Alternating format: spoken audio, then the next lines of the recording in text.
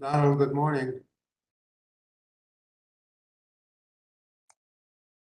Good morning, Giancarlo. How are you? Good, and you? I'm great. Good.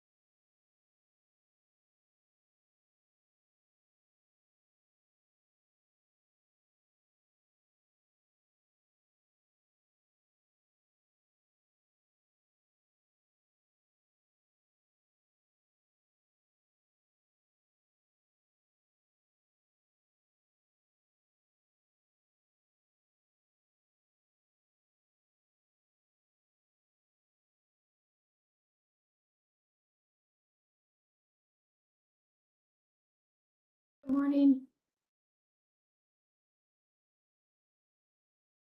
Good morning. Good morning, Julie. Good morning. Good morning.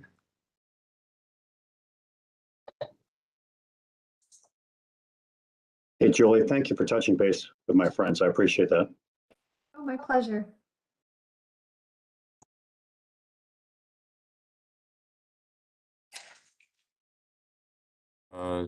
Julie, it is 9 o'clock. We have a quorum and our first applicant is here, so we can start whenever you're ready. All right, excellent. I'd like to welcome everyone to the July 14th Landmarks Commission meeting. In compliance with notification requirements of Ohio Open Meeting Law and Section 101.021 of the Codified Ordinances of Cleveland, Ohio, 1976, notice of this meeting has been publicly posted. All boards and commissions under the purview of the City Planning Department conducts its meetings according to Robert's Rules of Order. Actions during the meeting will be taken by voice vote. Abstentions from any vote due to a conflict of interest should be stated for the record prior to taking of any vote. In order to ensure that everyone participating in the meeting has the opportunity to be heard, we ask that you keep your microphone on mute. You use the raised hand feature before asking a question or making a comment. The raised hand feature can be found in the participants panel on the desktop and mobile version and activated by clicking the hand icon. Please wait for the chair or facilitator to recognize you and be sure to select unmute and announce yourself before you speak. When finished speaking, please lower your hand by clicking on the raised hand icon again and muting your microphone. We will also be utilizing the chat feature to communicate with participants. The chat feature can be activated by clicking the chat button located on the bottom of the WebEx screen. Call-in users can unmute by using *6. All meeting activities are being recorded via the WebEx platform. These proceedings are also being live streamed via YouTube. All requests to speak on a particular matter via our website or email has been considered. We have also received emails from those who have provided written comment on a particular matter. We'd like to call the July 14th Landmarks Commission meeting to order. Mr. Pettit, please call roll. Thank you, Madam Chair. Ms. Anderson, Here. Mr. Bonesi, Here. Mr. Colicchia, Here. Mr. Dryer, Here. Mr. Edmond, Here. Director Wong, Mr. Strickland, Here. Mr. Tarasik, Here, Ms. Trott. Here. We are also joined today by Kevin Roberts from the Department of Law. Carl Brunges is our host for the meeting. Madam Chair, we have a quorum. Excellent. We'll begin with our certificates of appropriateness. We'd like to welcome our first applicant to unmute your mic, announce yourself, and tell us about your project. The first project is the Samford House located at 2843 Franklin Boulevard. Madam Chair, this item was tabled. We'll need a motion to remove it from the table before we proceed, please. Would someone like to make a motion to remove it from tabled? So moved. Do we have a second? second. Right. Mr. Pettit, please call roll. Anderson, Yes. Bonesi, Yes. Colicchia, Yes. Dryer, Yes. Edmond, Yes. Wong, Strickland, Yes. Tarasik, Yes, Trott. Yes. The item is removed from the table. Excellent. Well, now we welcome the applicant to tell us about the project, the revisions to the project. Thank you. Yeah, this is Kyle Cantor. We took your feedback from the last meeting and went and we had some renderings done for a sign that we will plan to actually install. So I think the primary piece of feedback which we can focus on. This is a rendering of it. Just as a reminder, those pillars are there, and the feedback was to right now there's a temporary sign in between those two pillars that is just a sign that's printed on both sides, and the That's the primary left. piece Yeah. Photo on the left. left. Yeah, the one on the left is actually there. The primary piece of feedback was to create some space between in the middle of, if you're looking at it from one direction compared to the other. So instead of just a piece of material that's printed on both sides, this would be two pieces of material, and it would be more proportionate to the pillars that are there. Yeah, we decided to increase the depth to make it more proportional with the size of the pillars. Which you can see kind of with that image on the bottom right, the increased thickness of the sign.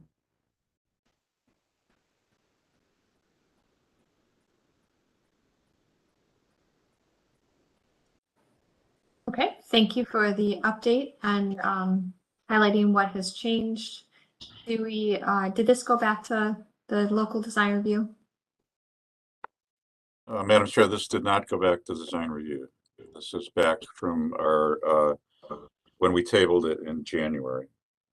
Okay, so then we'll open up the floor to the commissions for questions or comments.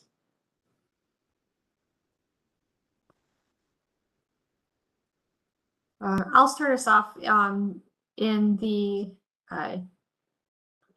so I heard two different things. You've increased the thickness of this, but there's the sign itself, but there are going to be two of them. So how is it situated within the piers? You know, if each side is now 3 inches, or is it one sign that is now 3 inches thick? It's just one sign that would be 3 inches thick with this message superlative locale on both sides. Not two separate signs, just one sign, 3 inches thick. Okay. I guess my feedback is it's still, it looks unanchored to me. It feels like it needs something below it, because it feels like it is just hanging between the two piers. And I think our feedback last time was to, or actually, Carla or Don, could you remind us what the feedback was last time? Mr. Pettit? Thank you, Madam Chair. The comments were pretty consistent, and they centered around the fact that the sign was not proportional to the piers. There was a feeling that the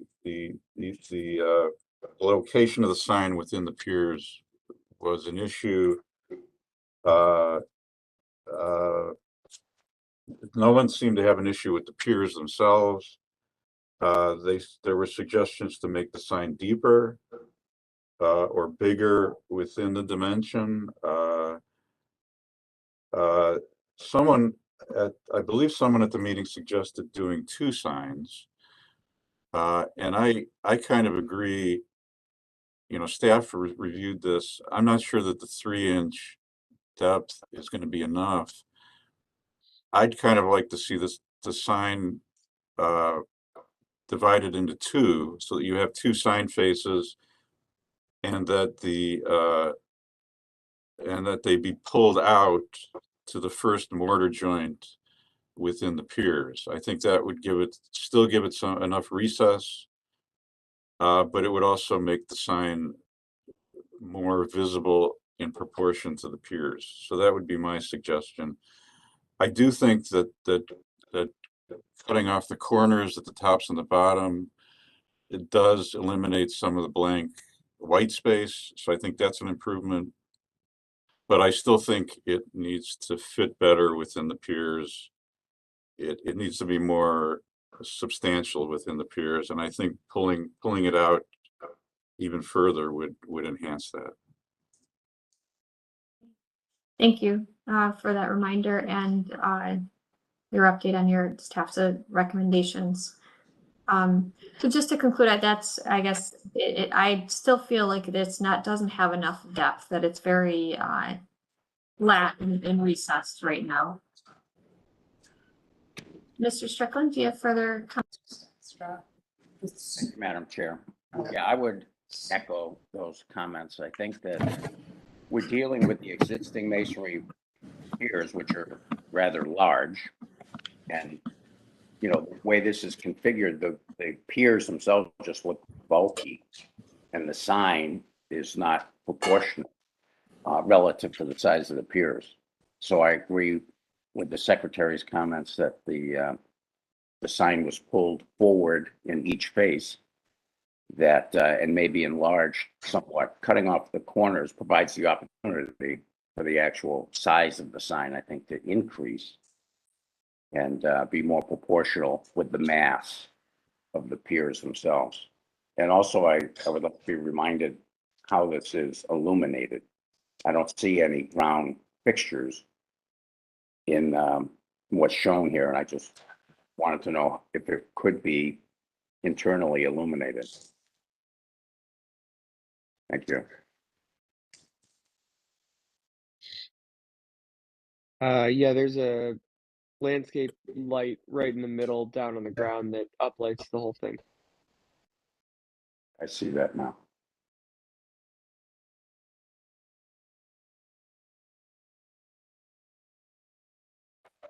Do you want to respond with regard to the prospect of increasing the size of the sign and moving it to the closer to the face of the piers? Yeah, I mean, I think, look, we're here for your feedback. If we're talking about a matter of a couple inches here on a sign that's been there for a couple years. So whatever you guys at this point, you know, this is, let's get this done and move on. Yeah, we were presented with a few different depth options along with a few different design options, and there was a mix and match between the two. So again, there were some other depthness presented to us. So if we need to apply one of those to this sign, I think it's something that shouldn't be too difficult for us to do.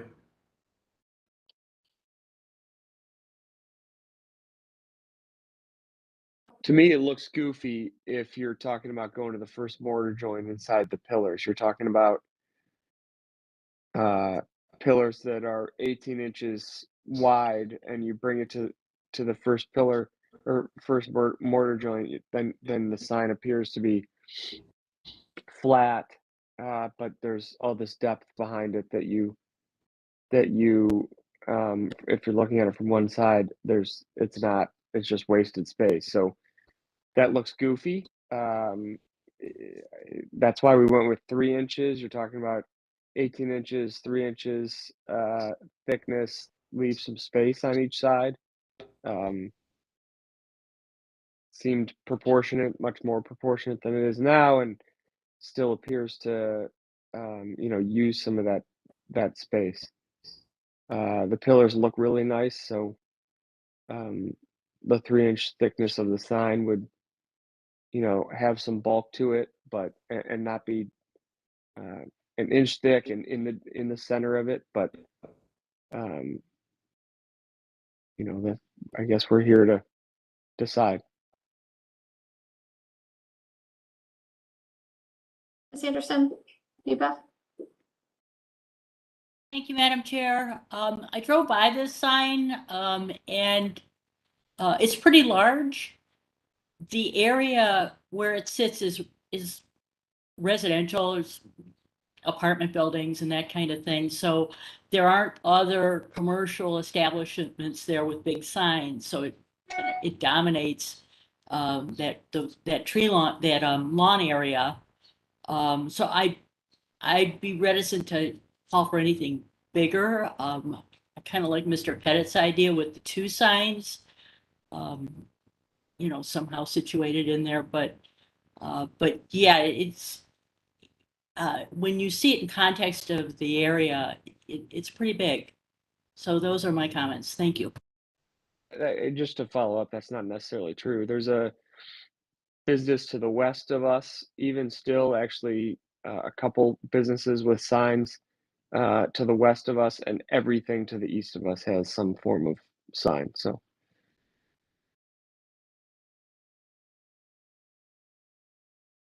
Nothing that large, though. to the west of us,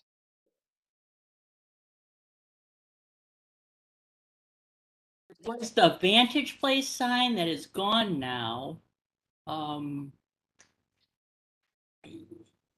know that area pretty well, and I can't think of a lot of signs that are big monument signs like that. Like you would see in a more commercial area. Uh, you go to the next block and it's the hospital, but that's sort of a contained area within itself. It's more apartment buildings and residential. Across the street is, it's So just to try to keep us moving along, I mean, it feels like for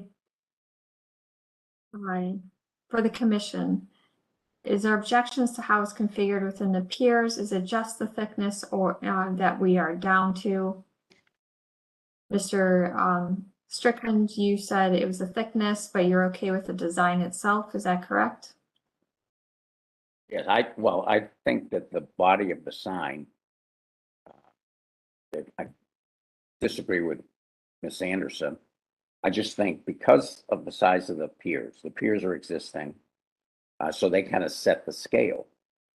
And the sign to me looks too small with regard to the piers. So this is a unique situation where we're trying to work around, an existing pier structure, and it just doesn't look proportional to me.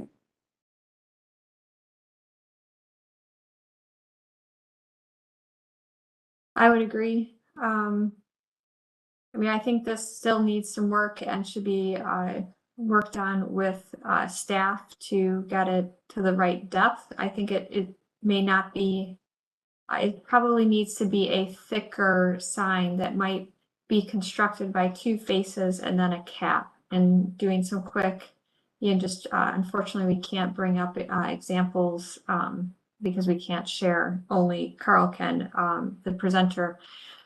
But it needs to be a thicker sign, and it might actually be two faces with a cap above, so it feels substantial to balance out the piers. Right now, it still feels too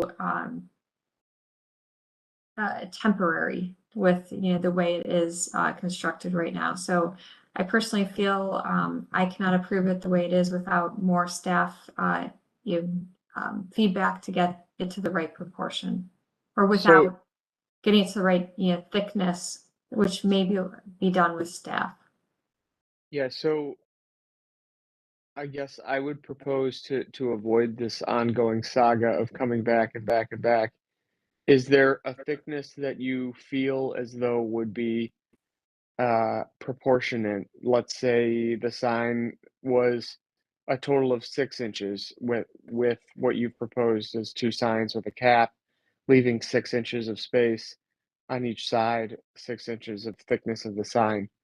Do you feel like that would be a because you're not gonna, the rendering is what it is. It's not gonna be a lot of improvement on the visual of it, so it's somewhat conceptual on the approval of the thickness between the two. And could we move forward if we adjust the thickness, show it to staff and proceed?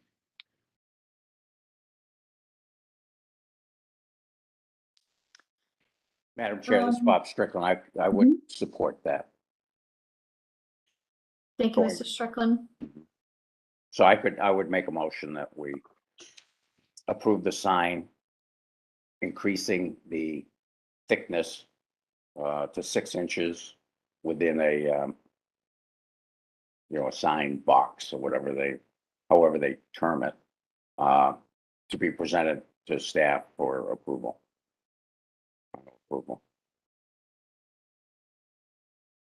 And I would say a minimum of 6 inches. I think that's Mr. Pettis' recommendation would take it closer to 12 if these are 18-inch piers, so that it was more visible in front of the pier. But I think that's where it's just in working to get the right proportion of the sign within the pier since they are substantial.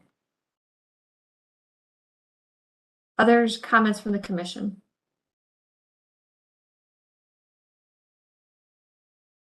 Madam Chair, we have a motion. We still need a second. I'll second the motion.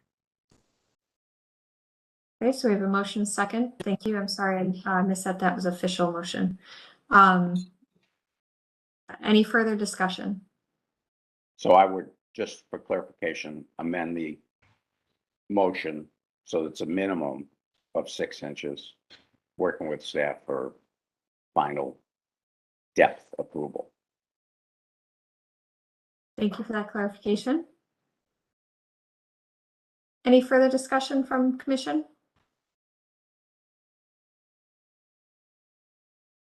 All right, Mr. Pettit, please call roll. Anderson, Yes. Bonesi, Yes. Calicia, Yes. Dryer, Yes. Edmund, Yes. Strickland, Yes. Tarasik, Yes. Trot. Yes. Madam Chair, the motion passes unanimously. All right. Excellent. Thank you. We look forward to seeing the final solution installed. We'll move on to our second. Thank you. We'll move on to our second applicant located 1843 West 58th Street, new single-family house construction.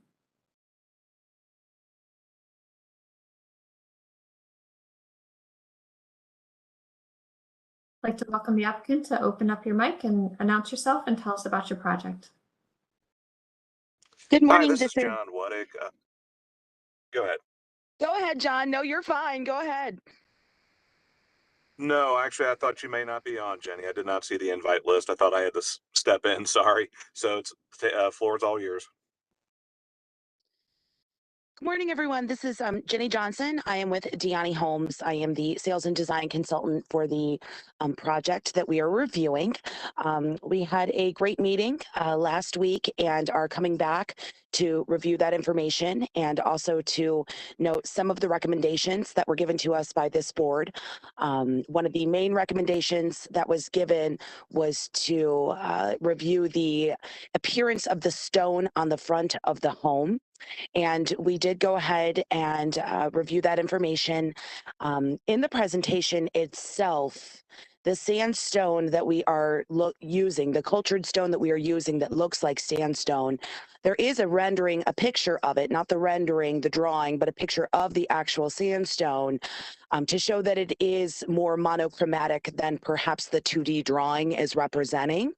And comments that were given to us was to please ensure that we are using the larger pieces of the stone to put on the home for consistency with the appearance of the neighborhood, which of course we said that we would absolutely agree to and try to work our best to do. So I know that was one of the main concerns a couple weeks ago when we were here. So just wanted to clarify that. And it was passed. John, exactly what's the wording on that? It was passed with no conditions. Approved as presented. That's it. Yes. Approved as presented at our last meeting. So just coming back here to re-review it with everyone here and hopefully get the approval and we can start building a beautiful new home. Great. Thank you for that overview of what you changed since your last presentation.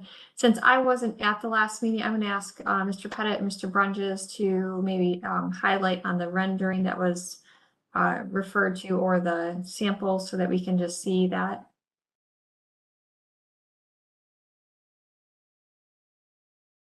Yeah, it is one of the last slides in the presentation where we're showing the color palette along with the stone sample. This was reviewed at our last meeting. Is that correct, Mr. Pettit? That's correct, Madam Chair. The commission, I think, was supportive of the overall design and the scale of the building, how it relates to the other houses on the street. There was a lot of discussion about the you know, they liked the color palette. There was an issue with the stone that they showed us last time on the front of the house. There was a lot of discussion about the materials. But I would have to say that on the whole, the commission supports, at least at the conceptual meeting, the commission supported finding a compromise solution here, given the circumstances. You know, that, you know, we need to hold to the standards, but there are times when we have to work with property owners with limited resources and extenuating circumstances.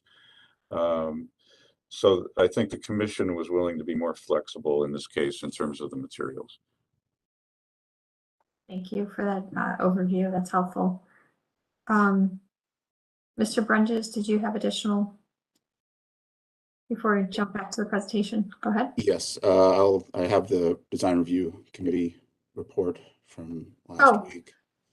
Okay, so sorry, apologize. So if that concludes the presentation, was there anything else from the applicant that regarding the presentation that needs to be stated before we go into the official discussion? I wasn't clear that this was presented only for concept previously and not final, and today it's here for final. Is there Mr. Whiting? Yeah, John, I don't have anything further to add. Did you have anything further to add? Yes, one clarification or expansion. It was mentioned the hardship or limited resources. For anybody who did not attend the conceptual review, two things. A, my fiance, who unfortunately can't attend today, she is quadriplegic. We are building this house as a fully accessible home for her. So A is going to be up to ADA guidelines. And B, the reason we're going with new construction is that we have no other housing options. Retrofitting a pre-existing home within the city of Cleveland is not possible. Condos are not a viable solution due to a multitude of reasons I won't go into. And ultimately, we've gone 35% over budget on this project, liquidating or having to liquidate roughly 10 years worth of savings in order to cover the cost overruns. It's been quite a burden. And regarding the material note before, the neighborhood council originally asked us to do the front in a different material. They did not like vinyl. And we got the numbers back, and it was not financially viable to do the front in hardy board and fiberglass windows as they had requested. So that's where the discussion was with the Landmarks Commission last time, is that it really is just an undue burden. We appreciate and respect the standards they're trying to uphold. We appreciate the council's mission, but we don't feel that this house applies, also being new construction. It, you know, kind of, I don't want to say grants some exception, but it presents some unique issues in a historic district like that. And that also should have been taken into consideration by the council, the neighborhood council. Thank you for that addition. We will now then, if that concludes your presentation, we appreciate the additional insight. That's very helpful, especially for myself, because I wasn't here last week due to being out of town. We'll move on to receiving the feedback from the local committee. Mr. Brunges, could you review that, please? Thank you, Madam Chair. The committee was appreciative of the design and how much the owners and the building design team put into trying to integrate the project into the neighborhood. The committee acknowledges the effort and cost of the owners to attempt to build a home that reflects the overall feel of the surrounding homes. However, the committee feels that the vinyl siding and windows, especially on the front facade, was not appropriate regarding the historical standards of the Department of the Interior. The homeowners reiterated the effort and cost that the project has already costing and objected to the increased cost of complying with said standards. The owners also felt that the different materials would weather at different rates, thus requiring additional monetary outlays to correct. Price is an issue here. The owners felt that the process had gone on too long, and as Mr. Whiting just reiterated about cost overruns. There was also the objection to the cultured stone on the front facade under the windows, but not all the committee members felt that way. A motion was made to accept the proposal as presented. It was seconded, and the initial vote was a tie 3-3. Not being familiar that results of a tied vote should have been technically a disapproval. One committee member changed their vote to approve, and thus the committee approved the project as presented 4-2. Thank you. Thank you, Mr. Brunges. We'll now open up the floor to the commission for questions or comments. Mr. Edmund. Thank you, Madam Chair. Regarding the comment about party board on the front facade, and I fully appreciate the cost concerns. I actually think that having a different material on the front facade would maybe be problematic in terms of the color would, never be a perfect match, and that they would age differently. So I think for pragmatic reasons, the continuing the same vinyl siding along the front is fine. On the cultured stone, if I could just ask Ginny, could you clarify what was the revision to the cultured stone? What was it before versus what we're seeing now? So there was concern that it was going to be almost, I guess the word too busy would be appropriate, that it might be different colors, different sizes. There are different types of cultured stone that definitely do variances in color and size. The selections that were made for this project are a sandstone cultured stone, and it is a neutral color. So there will still be some size variance, but as that stone is being adhered to the property, we understand that, we're going to try to make sure that the larger stones are being used out of the pallets that are delivered versus, smaller stone, larger stone, to give that appearance of the neighborhood with some of the larger sandstone look. But, just wanted to clarify to the board that everyone knows that it's not a multicolored stone.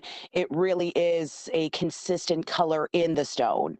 I think there might have been some confusion on that because the 2D drawing does show, different sizes and different shapes, and which is reflective of some pallets we can receive, but not in this case where they selected the neutral sandstone color. Okay, thank you for that clarification. I think, and then I think I'm repeating myself from the last one, but in some of the context images here, we're seeing some of the really nicest and fanciest houses on the street, but in fact, the street and the neighboring properties have a wide variety of ages, conditions, styles. It's more architecturally diverse than I think some of the pictures would represent. And I think the owner and the designer have clearly done a significant effort to make something that's fitting and appropriate, and I think would sit happily on the street. So I support the project. Thank you. Thank you, Mr. Edmonds. Ms. Anderson. Thank you, Madam Chair. I appreciate the applicant taking our feedback into consideration with the stone. I think if you go with the larger stone, that's a little more flatter surface than what was originally shown. I think that'll be a great improvement, and I definitely support this project. I look forward to seeing this on the street. Thank you, Ms. Anderson. I would agree. I mean, this is my first time seeing it, but I briefly, Carl, could you go back? This is the rendering of an example house with a stone installation. Could you go back to one of the renderings of the project?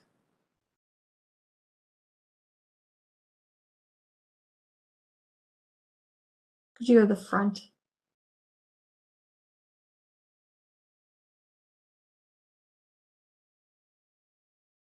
Okay, we don't have a rendering of the front.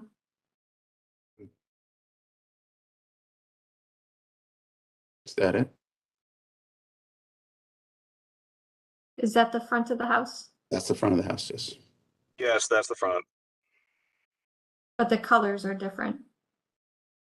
Like this is just an example Or is the color going to be, for the front of the house, going to be the cream and tan versus the blue and cream that are on the sides? So, sorry, on the material samples, there's the shakes.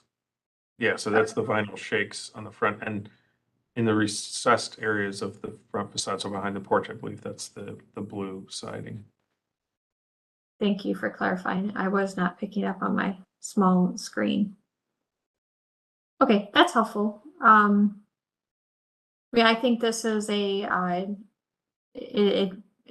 appears that the design team and ownership has worked hard to try to make this fit into the neighborhood, and working within your limitations of trying to make this accessible for your personal reasons, but trying to meet the district's design standards. I feel like you've created a nice balance of this. So I am personally in support of this project also. Are there other questions or comments from the commission? If not, would someone like to put forward a motion?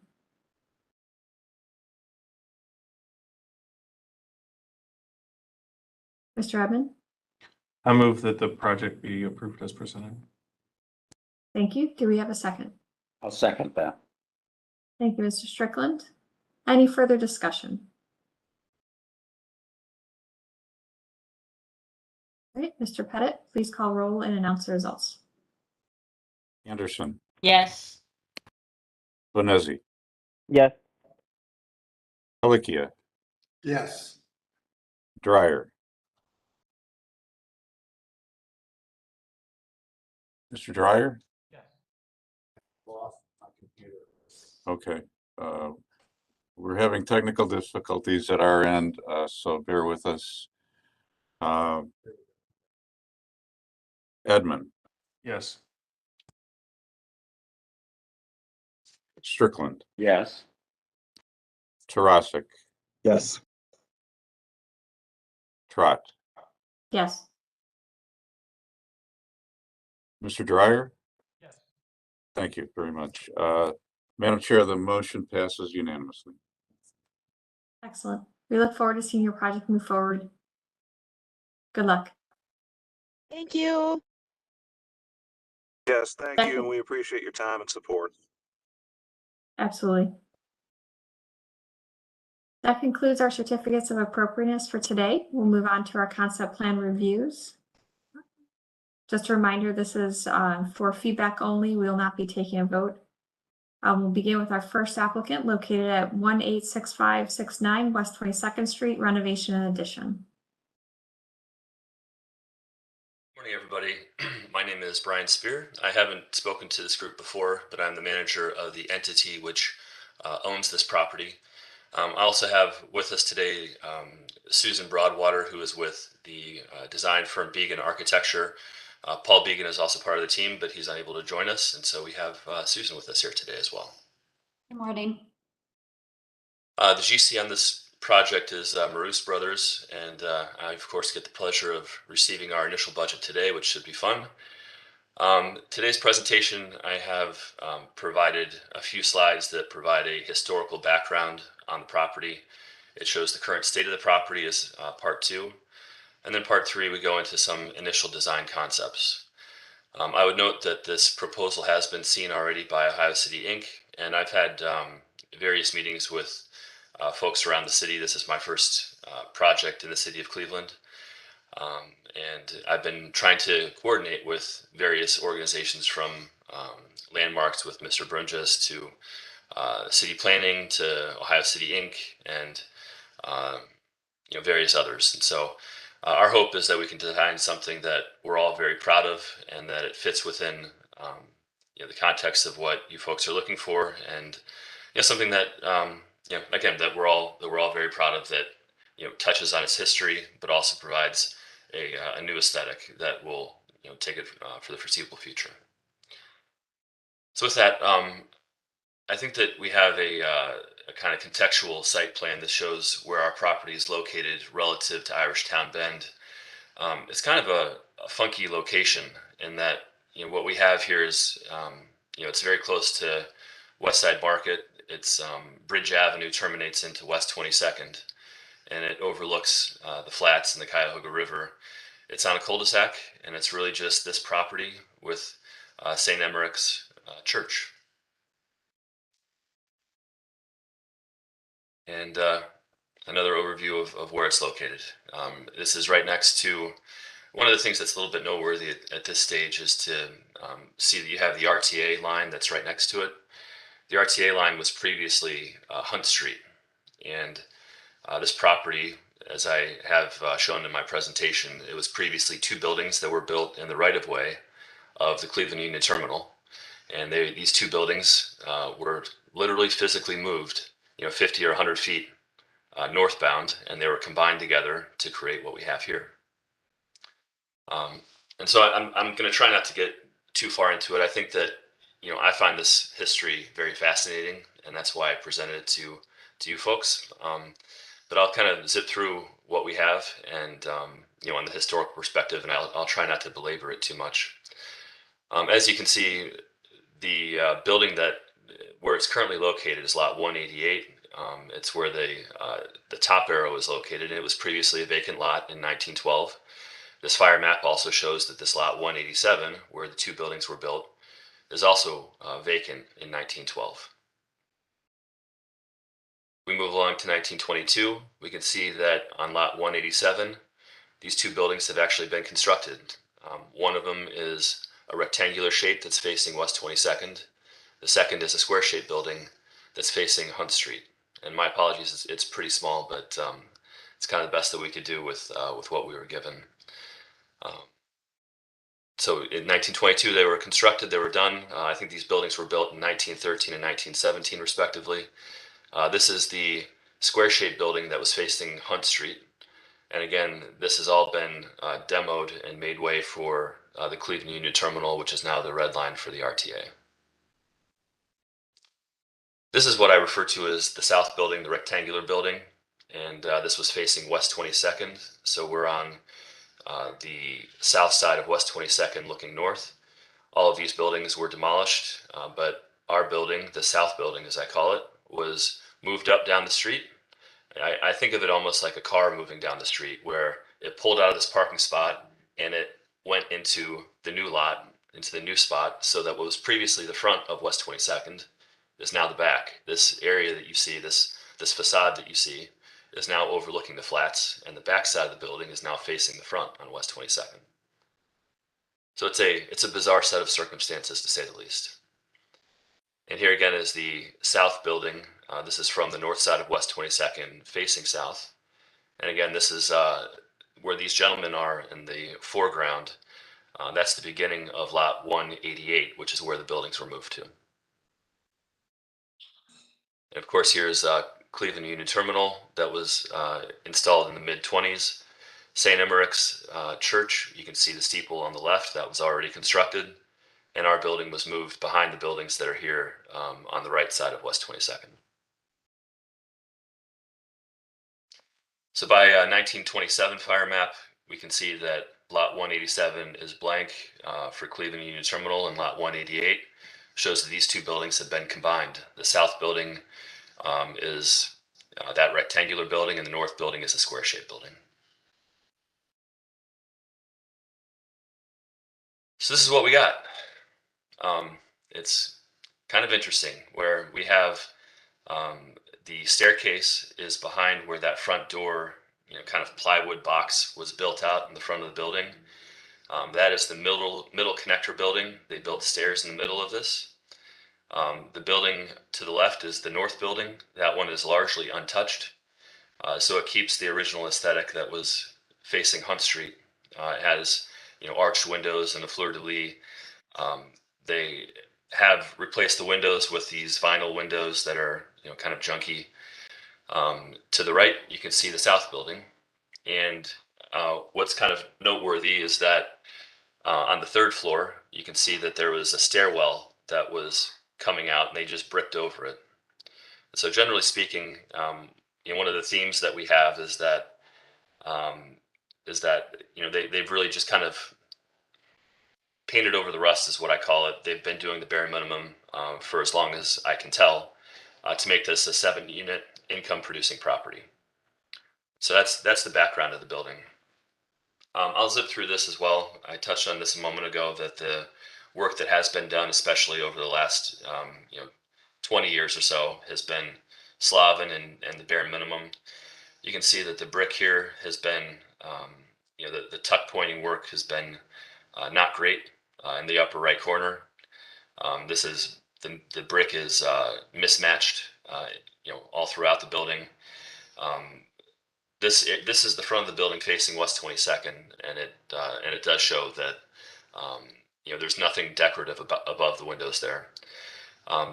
This is evidence of the water intrusion. We literally had gutters that were clogged for years, and they were spilling into the brick. And it seems like nobody has really cared for this building for a long period of time. Additionally, with that water intrusion, combined with their excellent plumbing work and other work, they've been cutting through floor joists, and so we have a lot of sagging floors on the interior of the building. So I bought this building knowing that there's going to be a lot of work, and as I've been digging into it, that's certainly been validated. So here's the existing front elevation, pretty bare bones. As I mentioned, the building to the north, the left side of the screen, I view it as a very beautiful building, although the pointing work that was done leaves a lot to be desired. But I do view that north building as something that is pretty special. But the south building, again, since we're facing the rear of the property, is facing West 22nd. There's nothing very pretty about that building in its current state.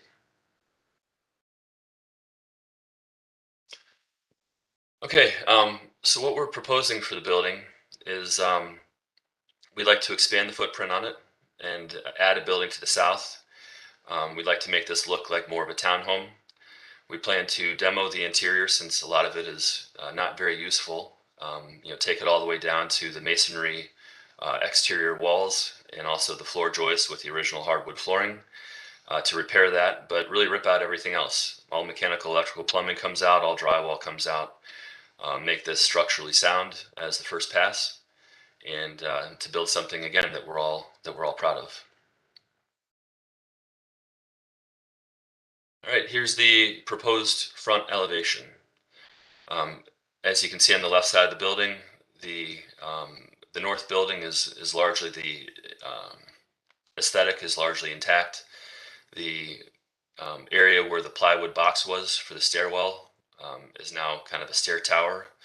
That middle section is what the south building was, that had the fire escape in the front. The stair tower on the right side, along with that building, would be new construction. Additionally, the fourth floor mansard roof would be new construction as well. So that's high level what we're going for. This is the proposed site plan that shows the new addition versus the existing building. We are planning on having an entry drive, or we'd like to have an entry drive on the rear. This is currently a parking area in the back of it. We would propose having a covered parking area so that there could be a common deck so you could really enjoy the view on the backside. The entry drive would come in from this cul-de-sac and it would exit on the left side, which is the north side of the property. And here's our proposed rendering. Again, this went to OCI, and this has been spoken with various people around the city about it. We do have some initial feedback on it as well, but we wanted to present this to the Landmarks Commission to understand what feedback you guys would have. We certainly appreciate the feedback, especially detailed feedback, so that we can hopefully come back and get it right on the next iteration. So I think that's really everything that I had to present.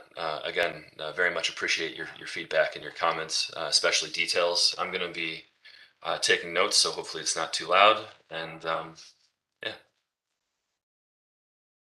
Thank you for the presentation. We'll begin with feedback from the local committee. Mr. Brunges, do you have that today also, or is there someone from Ohio City here? Nate? Good morning, everybody. I am here to just talk about the conceptual feedback. So all they really said was that there was the need to remove the faux historic materials, such as the mansard roof. They didn't agree that that would be appropriate for the historic district. And then a clearer definition of the new versus old materials and the design of the building overall. So those were their main comments from design review. Thank you. Thank you for that summary. We'll open up the floor then for questions or comments from the commission. Mr. Edmund? Thank you, Madam Chair. First of all, question, the mansard roof, is that an apartment up there? Is that a mechanical screen wall?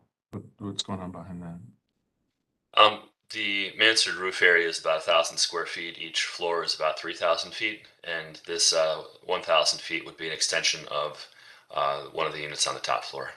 Okay. As proposed. Thank you. I've always felt something should happen here, and it's exciting to see something happen here. The expansion, I think this, these could be such interesting and cool living spaces, and so very, very positive from that aspect. I am not too concerned about the question of differentiating between the existing and the new in this case, because I don't think the existing is of such a high level of architectural significance that we need to follow that rubric. I think that is important in some cases, but maybe not so much here. I do agree that the mansard is, I would say it's overstyled. I think you have a handsome and well-composed composition of the building overall. And I think you've done actually a very clever job of incorporating what's a challenging tectonics of the existing building into something that works overall. The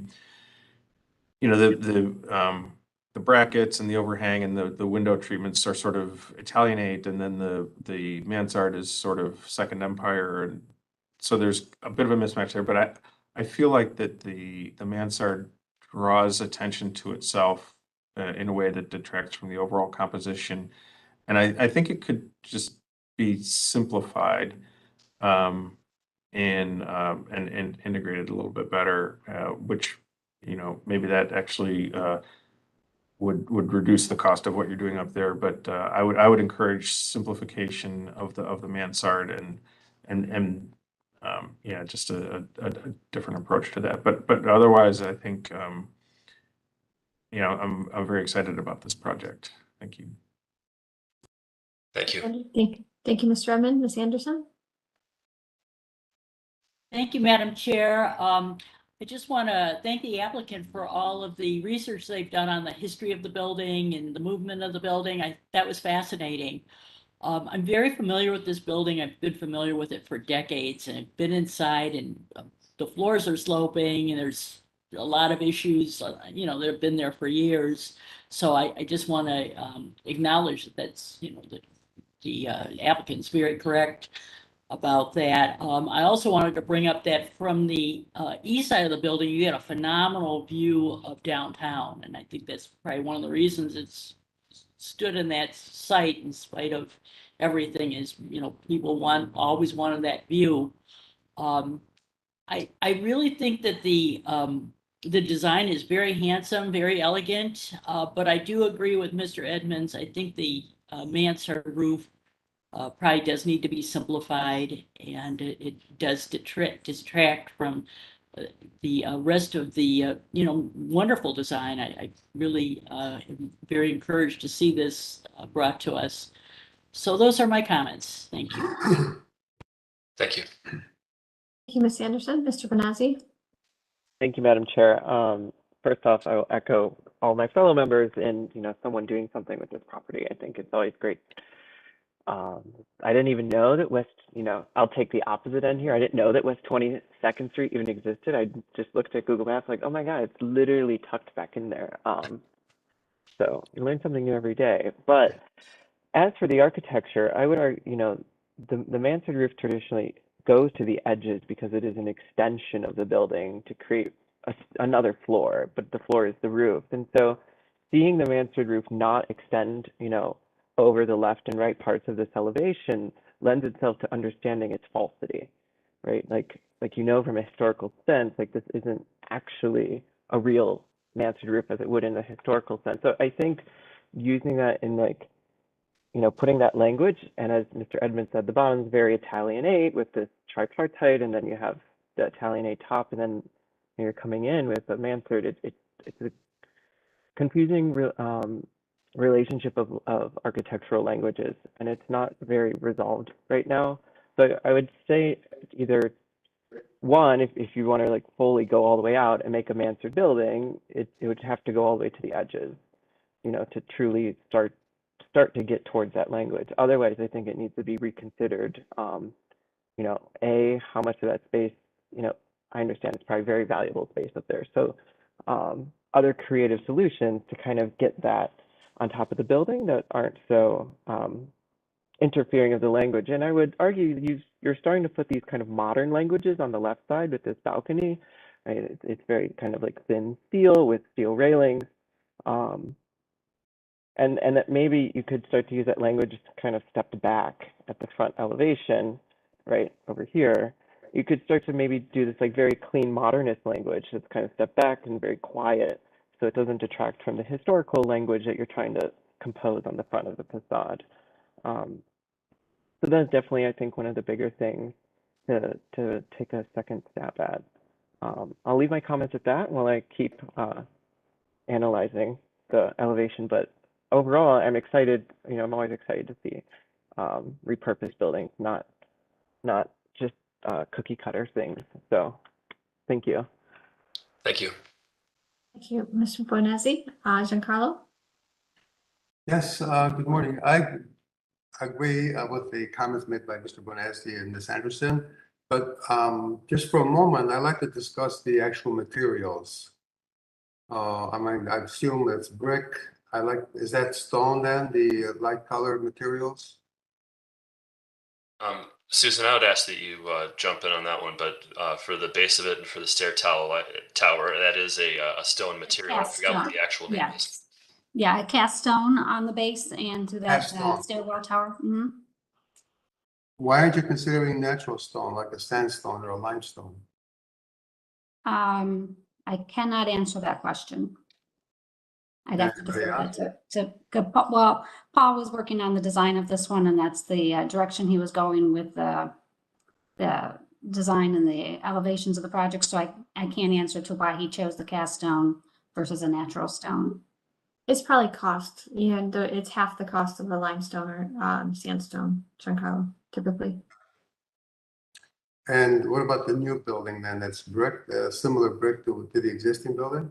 Yeah, similar brick. The intent would be to clean up the existing building, take it back, do the tuck pointing, try to fill in with closer matched brick to what those areas that had been repaired earlier, and then to match it with the new building. So And the it's a more stairs? cohesive look across the front. Okay, thank you. And the stairs, wrought iron, is that wrought iron and the stairs are cast concrete, or are they stone also, some type? I'm not sure if you've gotten that far with it, but so the railings would be the wrought iron, and then we've got brick along the sides of the stairs. Okay. What about the mansard? That's cedar shakes that you're considering? What material are you considering for the exterior of that? That would be a shake material. Sorry? That would be the cedar shake material. Cedar shake, okay. Mhm. Would it be painted or stained or? I mean, on one rendering, I'm seeing a very light color, more classical shake look, and the other rendering, I'm seeing kind of a dark charcoal element. Yeah, like I'm not sure if we've gotten that far in the design as to picking how if it was painted or stained. Okay. And I agree with Mr. Bonetti. Typically, that type of roofing structure, the mansard roof usually duplicates the size of the building, typically.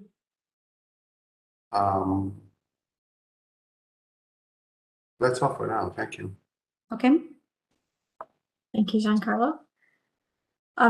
I would echo much of what Ian, my other commission members have said, so I won't repeat much of them besides that I do agree.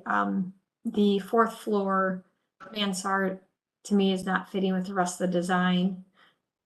I think I would reevaluate if that's going to be part of the design, you know, what the expression is, either continuing the modern expression, you know, on the left for that, so that you're down to 2 languages versus 3.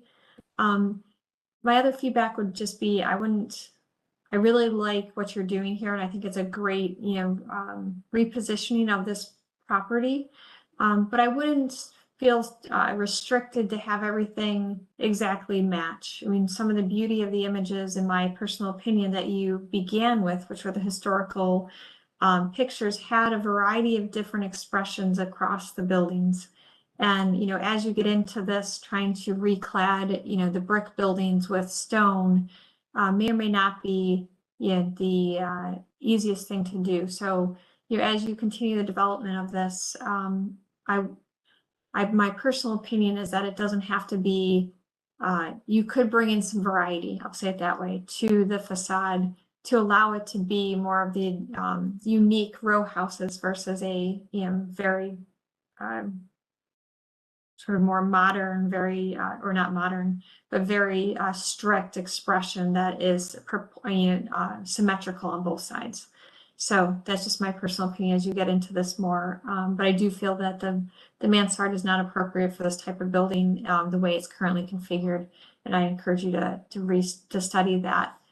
And then, you know, take into consideration as you re-point the building, that are you replacing all of the brick at the cornice work and the base to incorporate that stone?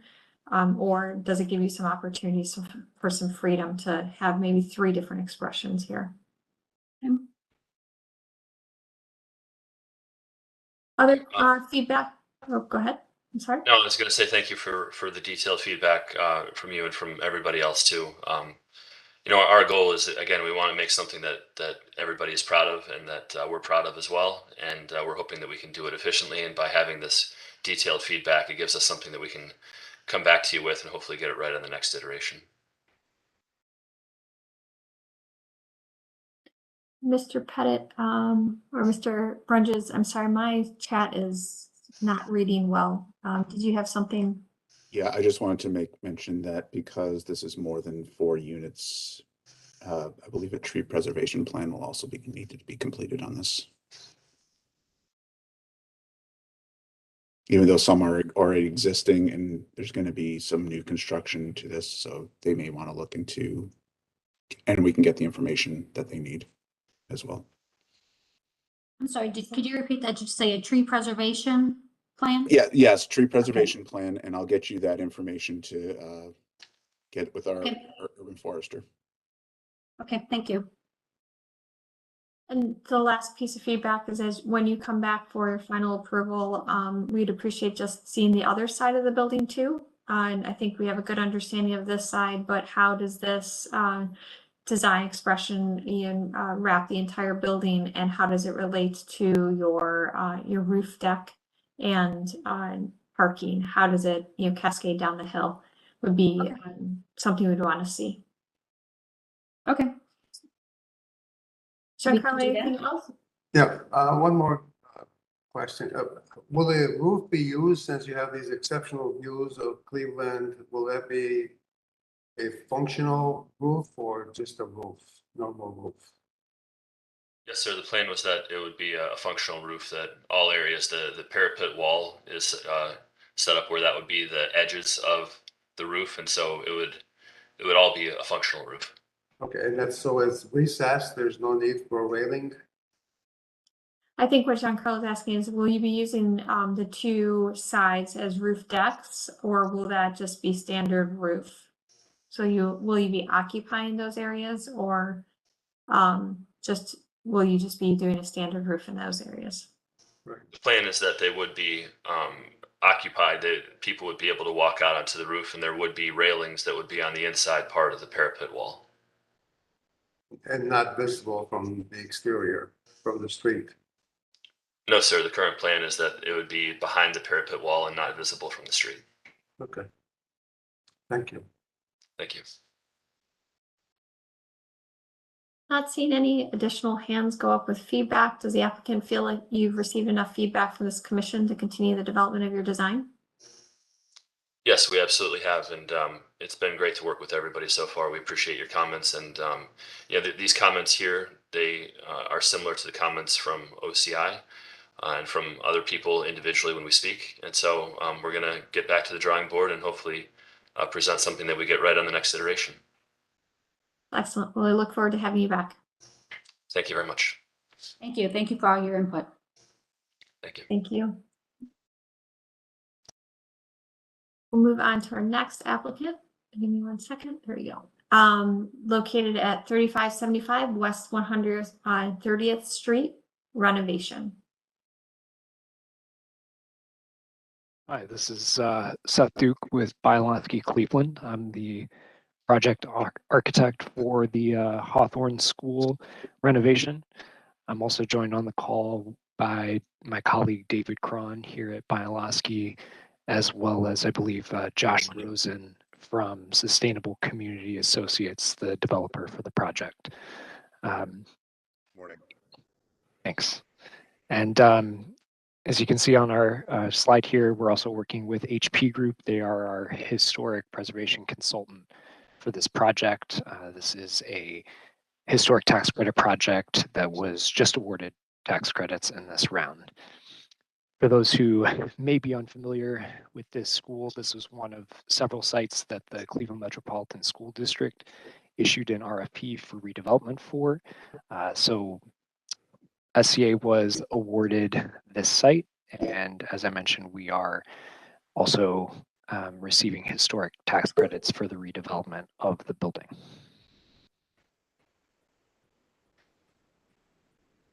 Looking at the current site context, for those who may be unfamiliar, this is between West 129th and West 130th, just south of Lorraine Avenue. Jefferson Park is the park you can see on the west edge of the context plan here, just a block away. The site extends all the way to the north, encompassing this current asphalt lot with a commercial area along Lorraine Avenue. There's a little strip mall there at the north edge, and then to the south and to the east, it's primarily single-family residential. Looking from Lorraine, as I mentioned, it's a very commercial, very auto-oriented zone.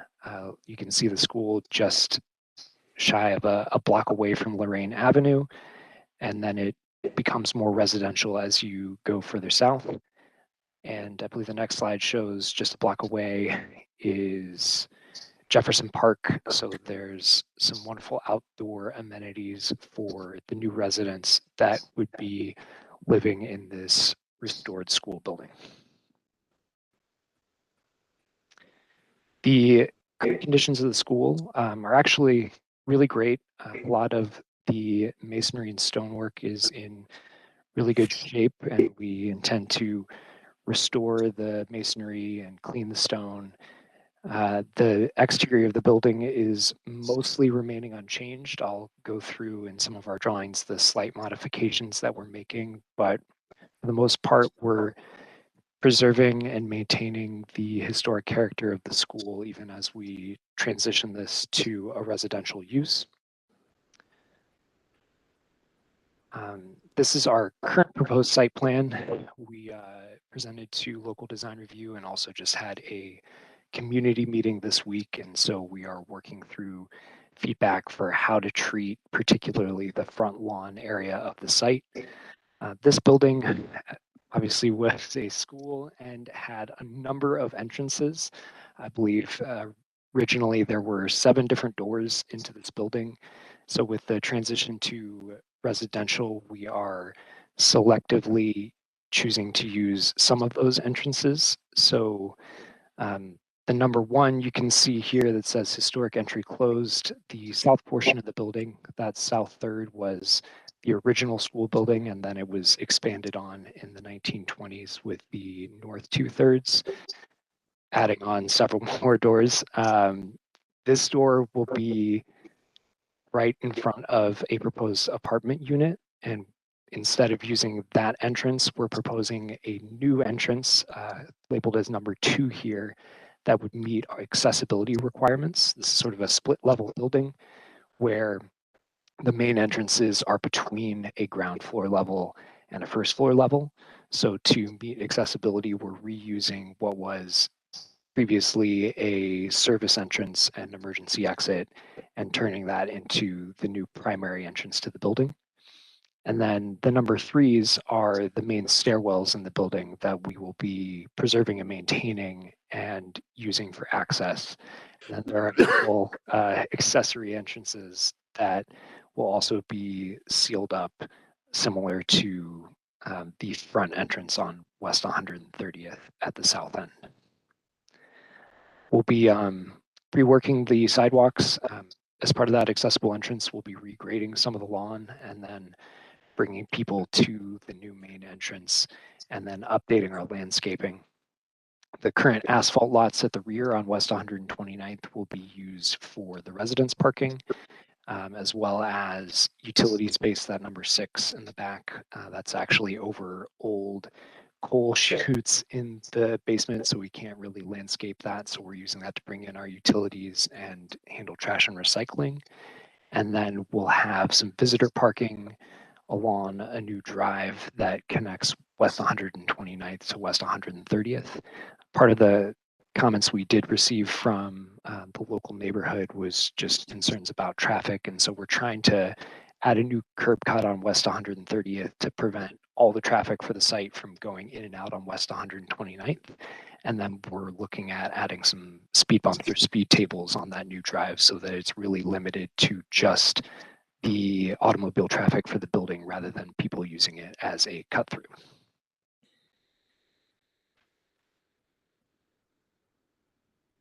Thanks, Carl. As you may have seen on the previous slide, the north area of the site we're reserving sort of as a future development area. That is going to be a much later phase, but we have presented concepts for that to the State Historic Preservation Office and the National Park Service, so they are aware of the intent to develop that land in the future and have seen these schemes and provided us feedback and approval for at least, I believe, the next option, option B, that is on the next slide, was the final version that was sent to the State Historic Preservation Office. But when that future phase does happen down the line, we will revisit the design and look for the necessary approvals for the historic context.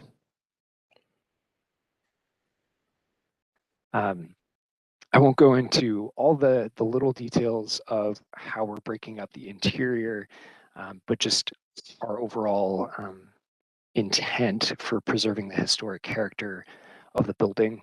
For the most part, we're actually reusing sort of as a one-for-one the historic classrooms as units. So that lends most of the units to being 1 bedrooms based on the layout.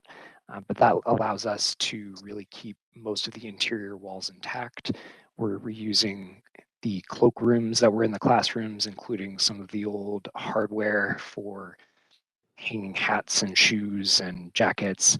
And we're preserving most, if not all, I think there's maybe 1 we're taking out, the chalkboards and cork boards in the classrooms. So there'll be a feature wall when you enter most of the units, as well as maybe a headboard in the bedroom spaces, but we're keeping those on the walls and leaving them in place and cleaning them up and restoring them. On this plan, you can see, as I mentioned, the new accessible entrance at the bottom of the page to the left.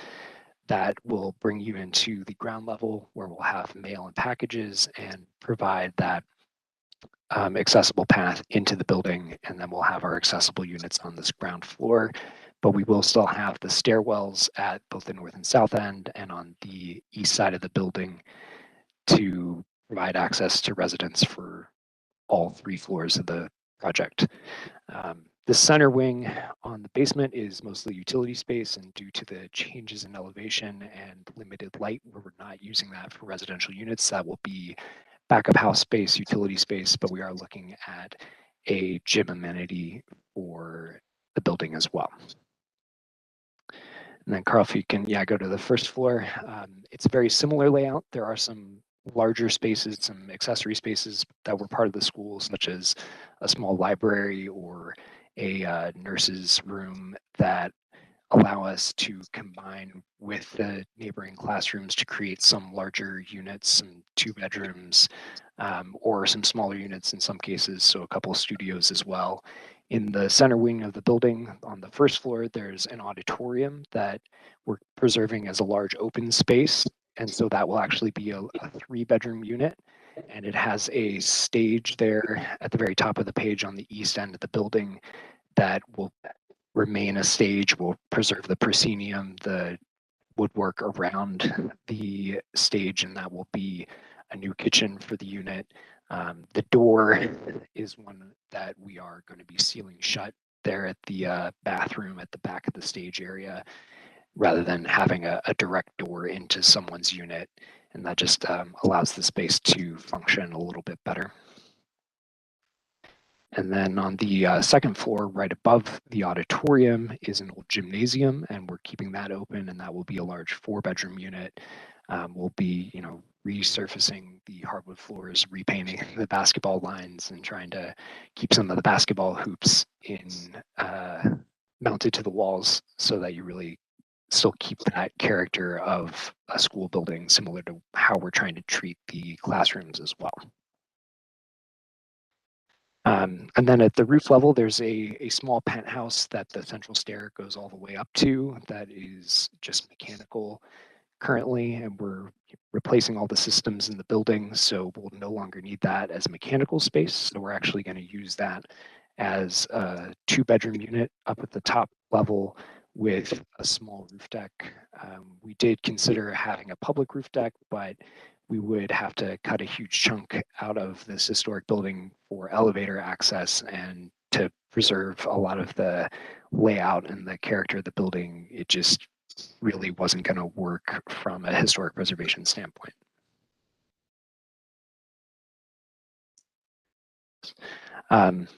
As I mentioned earlier, from an exterior standpoint, we're really preserving what's there and repairing and restoring everything. All the windows will be new from both an abatement standpoint and an energy sustainability standpoint. But we are, going to meet the Secretary of Interior standards and match the historic windows that are there. We have good measurements of the existing windows as well as some quality historic drawings, and we'll be matching the existing windows. And then the entrances right now are currently just solid metal doors. We'll be restoring those based on the historic drawings we have, including new transoms. I believe the next slide shows the south elevation along Lynette Avenue, similar to the north elevation. Again, we're restoring and replacing the windows, cleaning up the masonry. That door that is seen on the right side, that goes to the auditorium. That will be one of the entrances that will no longer be operable, be sealed shut because it goes directly into an apartment unit. And then I believe West 129th is next. This facade, you can see it's going to be relatively unchanged, just new windows, new downspouts. There are some light wells around the building, and so we will have to add new railings to meet code for fall protection to prevent people from falling into these light wells that provide light and ventilation to some of the lower level units. And then along West 130th, this is really the only facade that has some slight changes. We'll be restoring that historic entrance on the south wing. It'll look like a door. It'll have a big transom, but it won't be operable because it backs directly up to an apartment unit. And then where the existing service door is to the north, we'll be putting in a new entrance door that will be glazed. It'll have a transom so that it aligns with the existing windows of the building, and then it'll have a small canopy for shelter. And then the only real change we're making to windows is right in the center. The lower level windows currently are slightly narrower because they open into a fan room in the basement that we're going to be converting to residential units. So we are widening those windows to be proportional to the windows above. And that was included in our, our presentation to the State Historic Preservation Office as part of our tax credit application. Just a quick look from a rendered perspective of how we're treating the elevation. As I mentioned, we're preserving the existing configuration of the windows. They'll just be updated to meet current energy standards, but we'll be following Secretary of Interior standards for placement within the plane of the wall and profiles and the simulated divided lights. We'll have the railings I mentioned around the light wells for fall protection, but then we'll be adding landscaping to screen those a little bit and provide a little bit of a buffer from a privacy standpoint on the west 130th side, since that large lawn area will be open to the public. Just a quick section view where you can see those light wells. So we'll have the railings for fall protection, then the landscape buffer on both sides, more so privacy on west 130th, and then on the west 129th side, since that abuts our parking area, to provide a little bit of privacy, but also just screening from headlights and noise as well from cars coming in and out. As far as our site approach, we're keeping things fairly simple. We'll have a metal ornate fence around the parking lot to keep it secure. That will also blend into the fencing we have around the trash and utility area. That will include a sunscreen for opacity, and that will also include landscaping from a screening perspective. We'll have trash and recycling bins so that people aren't leaving trash out on the front lawn area. We'll have outdoor bike racks for visitors and residents. And then we're working with our landscape architect on our approach as far as outdoor seating in terms of benches, picnic tables, and site lighting for the paths and the parking areas. Just a perspective view showing the school from Lynette Avenue. We'll have the new entrances installed, the new windows, and then restoring the masonry and stone. As I mentioned, the building really, we're gonna keep the historic design and just refinish and restore what's there. Thanks. Thank you for the presentation. We'll begin with getting feedback from the local committee first before we jump into commission feedback. Madam Chair, I apologize. We don't have a report from the Far West Design Review Committee, but as far as I know, they had no issues with the restoration of the building. And I would just acknowledge Mr. Duke's note about their concerns about traffic calming for the project. So we will obtain that report and add it to the record in the future. Thank you. All right, thank you. Then we'll open up the floor for questions and comments from the commission.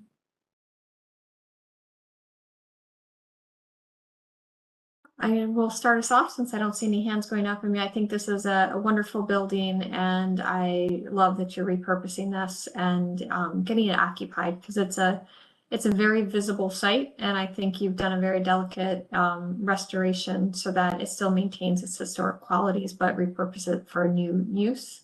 My only question is, and I'm sorry, you said it, I just don't think I was following well enough, that the door that we see on the left side, the historic door in the original building, you said that's into a suite?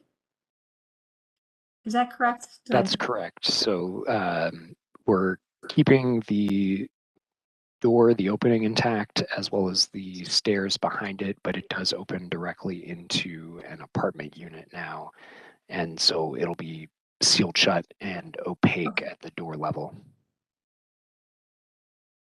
Got it. So you can't with a shade, or are you doing film, or are you it would be a painted drywall partition behind the door, And then we leave the transom open so that there's natural light coming into the unit. Okay, got it. That's where I wasn't quite following. So you're just basically making a box behind the door so that no one can access it. And then filling in the floor though behind it, or so that it all accesses for the unit itself. Understand now. But overall, I'm in support of the project. I think it's a very delicate restoration, and look forward to the project moving forward. Other questions or comments from the commission? One additional comment, what about your window color on obviously cleaning the brick for the building? You're maintaining the existing windows, and what color will they be moving forward? So the new windows, we're still working on the exact specifics, but we're looking at sort of a buff color similar to what's shown in the rendering here to coordinate with the stonework. And then the doors and transoms will most likely be a darker bronze color is our current intent. Versus trying to get them to, right now you look like an anodized aluminum in your doors on the right side of your rendering. Yeah, they probably will be an aluminum framed system. We're pretty early in the design development phase for the entrances, but we'll go with a darker color for the doors. Okay. In our next presentation, we look forward to seeing what your final selections are. Other questions or comments from the commission?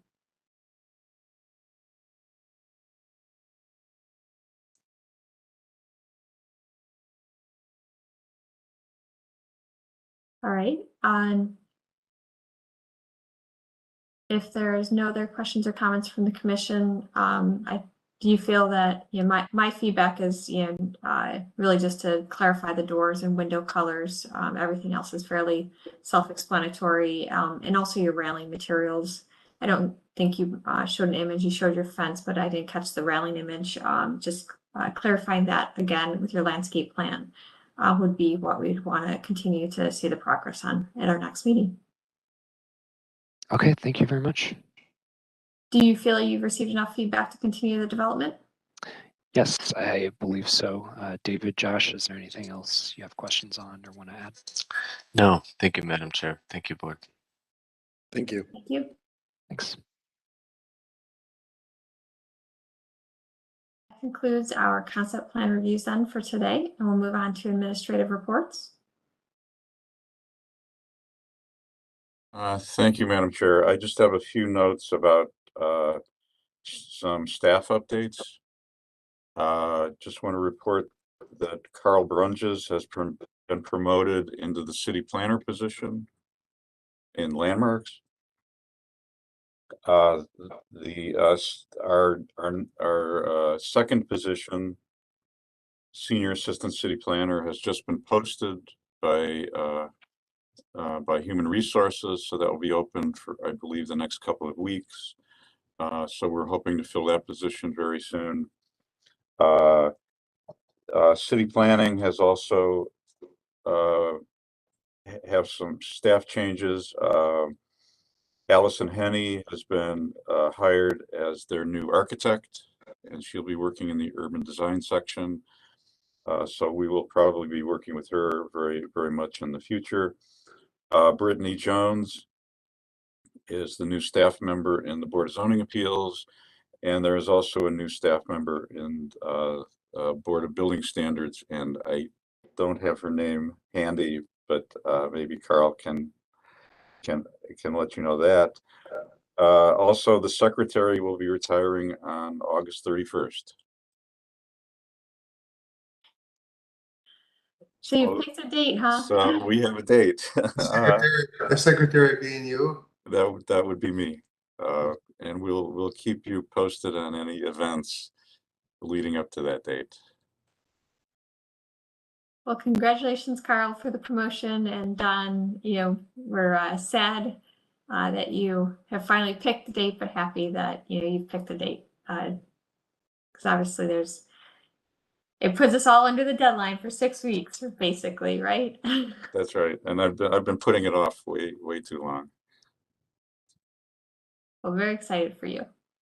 Thank you. I will be scheduling a couple of site visits for proposed demolition, one to the Waterson Lake School, which is undergoing a redevelopment proposal. And then there's another one for the Grantwood allotments. And I think there might be a third one, but I will get back to you. We administratively approved a demolition in the Lorraine Station historic district. There was a non-contributing building which had an interesting history as the Olympic gym that actually the roof physically collapsed in, and since it did not have it was a non-contributing building, we decided to take that down administratively, just so you are aware that that happened. Thank you. Thank you, Carl. And any other updates or reports or things that need to be discussed before we adjourn today?